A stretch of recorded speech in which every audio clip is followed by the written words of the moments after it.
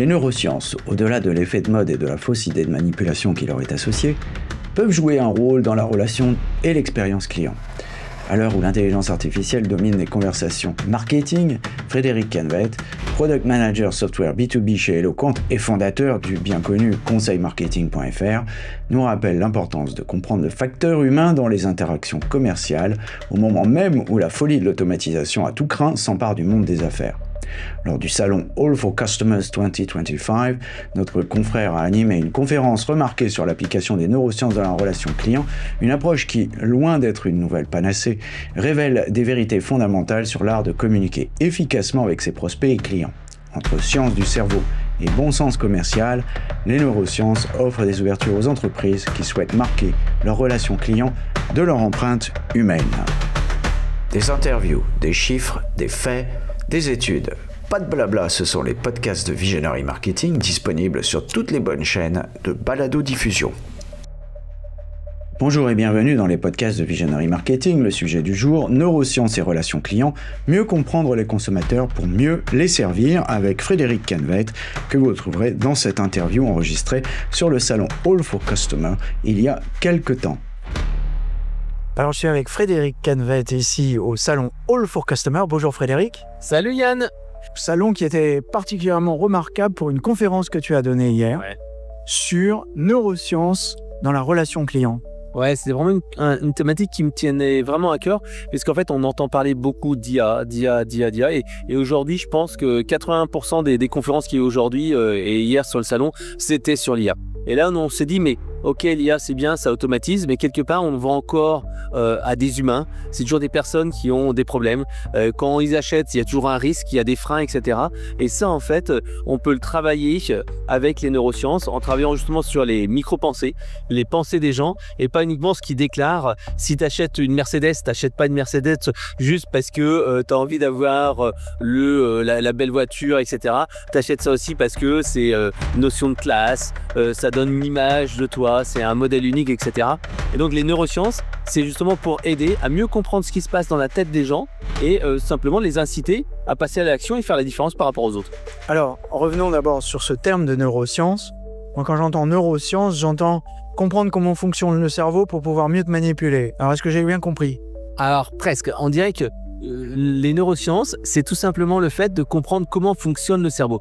On dit que les neurosciences, c'est la grammaire du cerveau, puisque même si on est tous uniques, on a tous un passé, on a tous des comportements, on a tous un historique qui fait qu'on fonctionne de manière différente. Quelque part, dans le cerveau, c'est toujours les mêmes zones qui s'allument pour le plaisir, pour la colère, pour la joie, etc., etc. Et en fait, ça, on arrive à les mesurer. Et le but, en fait, justement, avec les neurosciences, c'est d'agir sur ces différents leviers du cerveau pour faire en sorte que on passe le bon message à la bonne personne. Et surtout, une chose qui est souvent problématique, c'est pas de parler de soi. Parce que le thème de la conférence, qui était avec Marc Mandry-Menon, qui est l'auteur du livre 300 000 ans d'expérience client, et deux autres intervenants, un de Keio et un de le groupe France Mutuel, en fait, c'était se dire, ok, le cerveau a pas évolué tant que ça depuis des années. Il y a des mécanismes sur lesquels, en fait, on doit pouvoir s'appuyer pour permettre donc de fluidifier la relation client, fluidifier les échanges. Et c'était ça vraiment le cœur du moment, c'est-à-dire comment je peux mieux parler à mes clients et mes prospects en parlant leur langage. Parce que souvent, quand on est en face de quelqu'un, on a un script. Dire que je suis commercial au téléphone ou je réponds à un appel, bonjour, comment ça va, reformulation, etc., etc. Et sauf que dans la tête de la personne, c'est pas ça ce qui se passe. Lui, il a un problème, c'est je veux acheter un produit ou un truc comme ça. Est-ce que je vais être rassuré? Est-ce que c'est la bonne chose? Est-ce que je vais pas faire un mauvais choix? Et donc, en fait, on détaille comme ça ce parcours client en différentes micro-pensées. Au début, par exemple, il donnait l'exemple très, très intéressant des pompes à chaleur. Je veux acheter une pompe à chaleur, mais expliquer clairement qu'est-ce que c'est qu'une pompe à chaleur. Et le problème, c'est que si tu fais de manière un peu complexe, une pompe à chaleur, ça vous permet de prendre un échange d'air froid, air chaud, il y a de l'air air eau, etc., etc. Le client, en fait, il est un peu perdu, il y a un doute. Et quand il y a un doute, il va soit reprocher son achat, soit il va parler avec une personne qui est un peu plus, user-friendly. Donc, en gros, si je comprends bien, les neurosciences, c'est pas pour manipuler, c'est pour mieux comprendre comment fonctionne le client, pour être plus personnalisé. Et comment en fait plus pertinent des problématiques du client lui-même. Donc, en gros, finalement, ce que tu es en train de me décrire, c'est comment faire du bon marketing. Là. Exactement. Et là, justement, il me disait que c'était pas si simple que ça à faire. Puisque là, pour ce système de expliquer ce que c'est une pompe à chaleur, et ben en fait, quand tu es technicien, en plus tu es formé là-dessus, on te forme sur les produits, on t'explique comment ça marche, et quand tu vas voir un client, tu vas essayer de lui faire digérer ce que tu as appris. En plus, tu dis, ah ouais, c'est technique, machin, tout ça. Au contraire, non, il faut aller penser client. Et donc, dans cet exemple-là, il disait que ce qu'il faut faire, c'est qu'en fait, c'est se dire, mais comment on peut expliquer de manière simple ce que c'est une pompe à chaleur. Et Yann, en fait, il a une méthode en 3 étapes. Et une des étapes de cette méthode, c'est d'échanger avec les commerciaux et leur dire, OK, qu'est-ce que c'est une pompe à chaleur? Et les mecs disent, une pompe à chaleur, ça fait ci. Ouais, mais qu'est-ce que c'est vraiment une pompe à chaleur? Une pompe à chaleur, ça fait ça, ça, ça. Et au bout de 2, 3, 4, 5 fois, généralement, Marc, il dit, il y a le mec qui me dit, mais Marc, c'est pourtant simple, mais enfin, c'est une pompe à chaleur, c'est comme si tu respirais, tu vois, tu respires de l'air froid quand tu es dehors et tu expires de l'air chaud, une pompe à chaleur, c'est pareil. Et il me disait, la même chose lorsqu'on doit expliquer quel est le dimensionnement de la pompe à chaleur. Parce que les gens se disent, mais dimensionnement, mais vous voulez savoir quoi exactement? La taille des pièces, le volume et tout ça. Et en fait, les gens, ils comprennent pas trop l'intérêt de ça. Et en fait, il disait, voilà, moi j'ai travaillé avec les commerciaux en disant, mais comment on peut faire pour expliquer ça de manière plus simple? Et là, ils expliquaient, puis à un moment, encore une fois, ils disaient, mais non, Marc, comment on fait? En fait, c'est simple, c'est pas compliqué. Ils disaient, les pompes à chaleur, dimensionnement, c'est comme une paire de chaussures. Si tu fais du 39 et que je te vends du 42, tu vas être trop large et tu vas te péter la gueule. Si tu as du 36, tu vas être trop serré. Et en fait, tout simplement, c'est ça. Et en utilisant ces métaphores-là, on va pousser en fait des images dans l'esprit de la personne. Et elle va tout de suite comprendre, ah oui, j'ai enfin quelqu'un qui m'écoute, j'ai enfin compris et j'ai la confiance. Oh. Et avec ce petit travail-là, ils ont augmenté de 13% les ventes de pompes à chaleur chez l'entreprise en question. Donc si j'étais un peu facétieux, ce que je ne suis surtout pas, finalement, ce que tu viens de nous expliquer, tu m'as enlevé le mot de la bouche, c'est que tu viens d'expliquer l'art de la métaphore. Donc là, je pense que tu viens d'expliquer une science qui est à peu près vieille de 20 000 ans. Oui, c'est vrai, mais c'est surtout du bon sens. Alors bien entendu, il y a tout un système aussi de mesures, mais c'est vraiment du bon sens. Exemple, là en fait, il y avait juste après le groupe France Mutuelle qui expliquait en fait comment on gérait ces fameuses émotions dans cette relation client. Et elle nous disait, Véronique Loupeau, elle nous disait tout simplement, il faut éviter l'appel de trop. L'appel de trop au téléphone, c'est voilà, tu as fait 10, 15 calls et tu as quelqu'un qui te pourrit parce que il n'est pas content, parce qu'il y a un problème, etc. etc. Si tu prends l'appel d'après, qu'est-ce qui va se passer? Tu vas être plus concentré sur le client, mais tu vas être concentré en moitié sur l'appel et sur l'engueulade que tu viens de te prendre juste avant. Donc le bonjour que tu vas avoir, ça va être bonjour, c'est pas un vrai bonjour. Tandis qu'elle dit, voilà, et ils ont institué ce qu'ils appellent le temps de décompression. Le temps de décompression, c'est-à-dire que le conseiller, quand il a passé vraiment un mauvais moment, il peut se mettre comme ça en temps de décompression qui peut durer 30 secondes, 1 minute, 2 minutes, le temps qu'il faudra pour qu'ils reviennent en fait à la normale et qu'ils reprennent vraiment cette envie de répondre au téléphone. Et elle disait, ce temps de décompression, en fait, finalement, il coûte pas grand-chose à l'entreprise, c'est uniquement 30 minutes par semaine. 30 minutes par semaine, mais ça fait toute la différence. Vraiment, et il travaille aussi sur le fait qu'il n'y ait pas de script. Comme elle dit, le but, en fait, c'est de faire en sorte qu'à la fin de la conversation, le client dise « Ah, merci de m'avoir aidé ». Même si au début, il est énervé, même si au début, on ne va pas suivre un script, même si on sait qu'il y a 3 moments clés. Le premier, c'est le bonjour. Ensuite, c'est l'écoute. Et ensuite, c'est la reformulation. Et c'est vraiment travailler sur le sentiment du client et qu'est-ce que le client doit recevoir. Et ce qui était clé là-dedans, c'est qu'il faut se dire qu'on ne va pas travailler sur les meilleurs. Parce que les meilleurs, ils sont comme toi, comme moi, qui savent déjà qu'il faut penser client. Le but des neurosciences, c'est de travailler sur les émotions, c'est de travailler sur les moins bons. Ceux qui sont trop cartésiens, qui vont être trop techniques. C'est ces gens-là sur lesquels en fait on va faire un travail et c'est là que tu as la performance.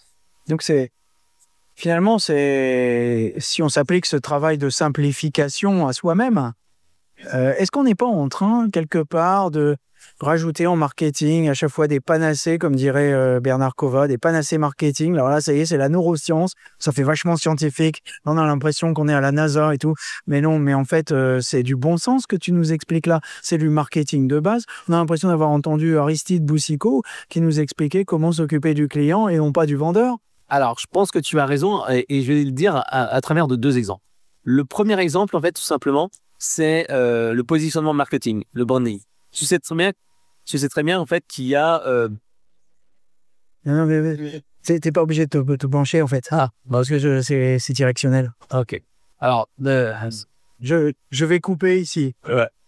Donc, je disais qu'il y a la partie branding, c'est-à-dire qu'en fait, tu as l'audition des gens.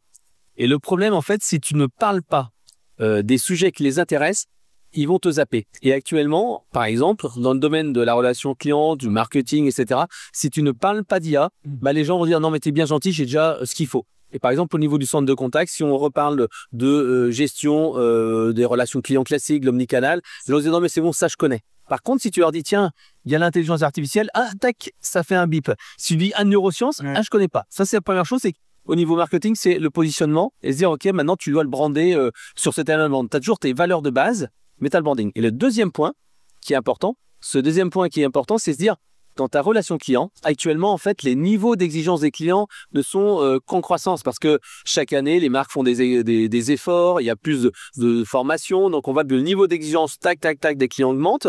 Le niveau des marques devient aussi en augmentation, pas aussi proportionnelle, mais relativement similaire. Mais en fait, on arrive à quand même, entre guillemets, à ce qu'on appelle la convenience, c'est-à-dire qu'en fait, tout le monde est habitué à un certain niveau de proximité, etc. Pour faire la différence par rapport aux autres, en plus avec l'IA qui va te standardiser les réponses, standardiser la relation client, il faut aller chercher ce petit plus, cette petite émotion. Et ça, en fait, tu l'auras pas en le faisant de manière traditionnelle. Et c'est là, en fait, les neurosciences arrivent, c'est que tu vas apporter, tu l'as dit, le storytelling, cette orientation, cette personnalisation du client qui va faire que, OK, là, OK, c'est quelqu'un qui fait le petit plus, cet extra mile qui va nous aider. C'est comme Bruno Guittard qui me le disait hier lors de la conférence sur le service client 5 étoiles. Lorsqu'un conseiller, il dit, attendez, je vais vous envoyer le document, il ne faut pas envoyer juste un lien de PDF, par exemple, dans le chat. Il faut télécharger le PDF, l'envoyer dans le chat, vérifier que la personne l'a reçu. Est-ce que c'est bon? Est-ce que vous avez des questions? Entre, voici le lien, démerdez-vous, etc. Et voici le lien, vous l'avez dans le chat, tout se passe bien, monsieur, etc., etc. Ça fait toute la différence. Donc, si je résume, finalement, tu fais les neurosciences du marketing. Et pour que le marketing simplifie un peu aussi sa promesse de vente, il faut tout le temps qu'on apporte une nouveauté qui soit plus ou moins factice d'ailleurs, et qui finalement ramène toujours à la même chose. Le problème, c'est que l'être humain est toujours à la recherche de la nouveauté. Ouais. Malheureusement, on est des êtres qui sont un peu insatiables et on le voit malheureusement au niveau de la consommation. On consomme toujours plus et on a toujours besoin de plus. L'expérience client, c'est un petit peu ce qui est arrivé parce qu'en fait, on était passé à satisfaire des besoins de base. Là, maintenant, les gens recherchent une véritable expérience. Et c'est vrai que c'est un problème quelque part parce que tu peux pas sans cesse offrir plus. Et il va falloir un peu se contenter d'être beaucoup plus raisonnable et déjà se dire c'est bon, j'ai ce qu'il me faut, j'ai pas besoin du nouveau truc à la mode parce que en fait, l'être humain est toujours à la recherche de petits shots de dopamine, ce petit shot en fait de nouveauté. Donc si je comprends bien, relation client c'est pas bien parce que ça fait vrilleux. Intelligence artificielle et neurosciences, ça c'est vraiment super parce que c'est neuf, mais on parle de la même chose. Bon alors combien de temps il va falloir pour que l'intelligence artificielle et les neurosciences soient ringardisées Alors généralement il faut 2 ans, pour être tout à fait honnête. Au bout de 2 ans en fait, les éditeurs, le marché s'en emparait. Par exemple, il y a 1 an et demi, c'était les émotions, la gestion des émotions. Maintenant la gestion des émotions c'est devenu quelque chose qui est devenu assez standard chez les meilleurs du secteur. Ça redescend dans les entreprises et voilà, maintenant il y a un nouveau truc en plus. Bon après, bien entendu, les arbres ne grimpent pas jusqu'au ciel. À un moment donné, il faudra dire stop. Et soit ça sera degré, soit ce sera de force en fait avec les contraintes que l'on voit actuellement sur les ressources naturelles, sur tout ce qui est bien sûr l'énergie et les contraintes climatiques qui vont venir. Donc je pense qu'il faudra à un moment donné se dire voilà, on arrête cette course en avant et on essaye plutôt de se concentrer sur faire pas plus, mais moins et mieux. Et c'est ce que je note d'ailleurs dans tes 2 derniers livres, qu'on va rappeler d'ailleurs brièvement à l'antenne. Adapter son business dans un monde de consommation, c'est comment justement on fait face à l'environnement qu'on voit actuellement, qui est un environnement de crise, pour l'instant on n'est pas encore dans la récession, mais vraiment de concentration de la demande et un glissement des affaires. Donc comment on s'en sort dans un monde comme ça où tu n'es plus en croissance infinie, mais au contraire on commence à toucher les premiers pas de la décroissance. Et le deuxième, le gros hacking, où on parle de degrowth hacking, donc de gros hacking, mais dans un contexte de décroissance. Comment on peut essayer de maintenir la compétitivité de son entreprise malgré le contexte actuel. Et surtout de growth hacking éthique, comme on en a parlé d'ailleurs récemment sur Visionary Marketing. Merci Frédéric pour cet éclairage et espérons effectivement avec toi que nous reviendrons bientôt au sujet cruciaux et fondamentaux. Merci. En conclusion de cette interview avec Frédéric Canvet sur les neurosciences et la relation client, Frédéric révèle une vérité essentielle. Derrière les termes sophistiqués se cache une réalité simple mais fondamentale. Dans un monde où l'intelligence artificielle standardise les interactions, le facteur humain reste au centre de toute démarche commerciale réussie. Les neurosciences appliquées à la relation client ne constituent pas une révolution, mais plutôt une formalisation de principes éprouvés. Comprendre son client, parler son langage, créer de la confiance par la simplicité. L'expertise de Frédéric nous rappelle que l'innovation dans la relation client consiste souvent à redécouvrir des vérités anciennes sous un angle nouveau. Les métaphores de la pompe à chaleur et de la paire de chaussures illustrent parfaitement cette approche. Transformer la complexité technique pour la traduire avec des mots et des expressions humains.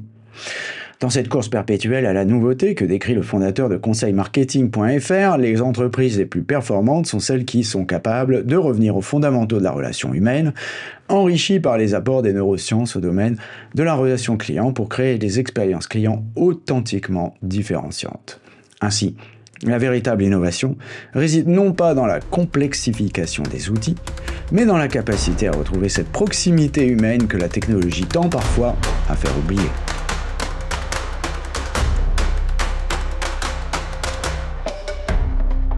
Surtout, n'oubliez pas de mettre une bonne note à ce podcast si vous l'avez apprécié.